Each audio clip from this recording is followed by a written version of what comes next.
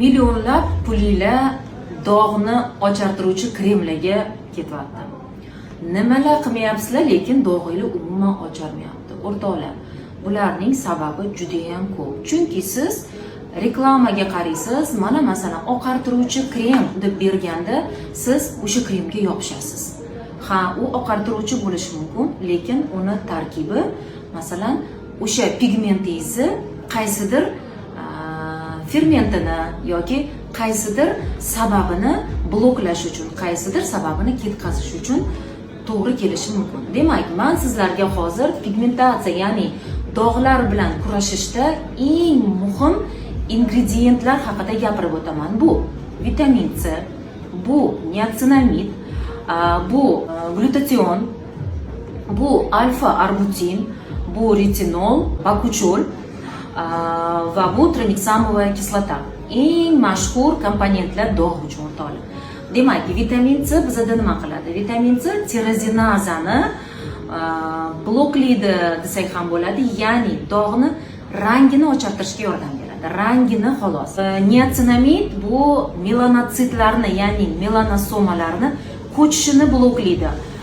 Ko'p holatlarda kuzatasizlar, pigmentingiz bu yoqda edi, bir oydan keyin yana boshqa joyda paydo bo'ldi, yarim yildan keyin peshonada, yana vaqt o'tgandan keyin qaysidir zonalarda paydo bo'ldi. Demak, sizga niacinamid shart.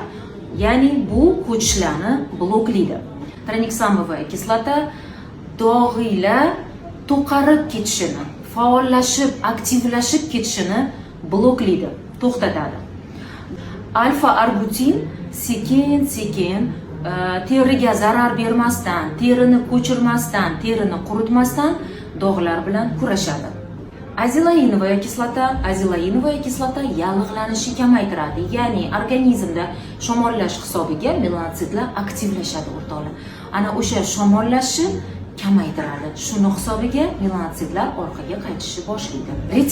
Retinol teri yangilanishini, ya'ni regeneratsiyasini yaxshilaydi. Demak, terida regeneratsiya sust bo'lsa, u o'zini o'zi pigmentdan himoya qila olmaydi. Ya'ni tez yon atrofdagi yoki yeyotgan, ichayotgan, surayotgan komponentlaringizga ta'sirchanligi aktiv emas bo'lib qoladi, passiv bo'lib qoladi. Retinol ana o'shani aktivlashtiradi. Terini namlantiruvchi suryapsizlarmi? Aktivlashtirib beradi. Terini dog'lari bilan kurashyapsizlarmi? O'shani aktivlashtirib beradi. Demak, glutation nima qiladi? Antioksidant, teri uchun antioksidant, ya'ni teri ostidagi pigment beruvchi barcha fermentlarni orqaga qaytaradi. Ya'ni teri ostini pigmentlardan, melanotsitlardan tozalaydi. Va bularni hammasini effektini bir tiyinga chiqarib tashlaydigan narsa bu SPFsiz ko'chaga chiqib ketish. Hammasini suryapsiz, qilyapsiz, hamma aytilganlarni muolajalarga kelyapsiz, lekin natija yo'q, chunki siz SPFsiz ko'chaga chiqib qo'yapsiz.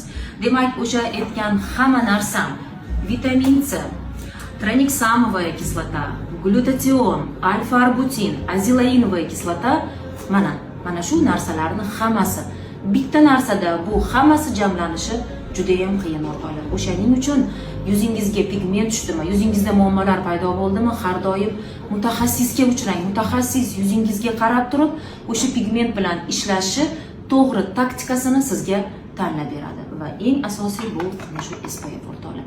SPF siz bizni ultraviolet indekslarimizni ostida yurish juda ham xavfli.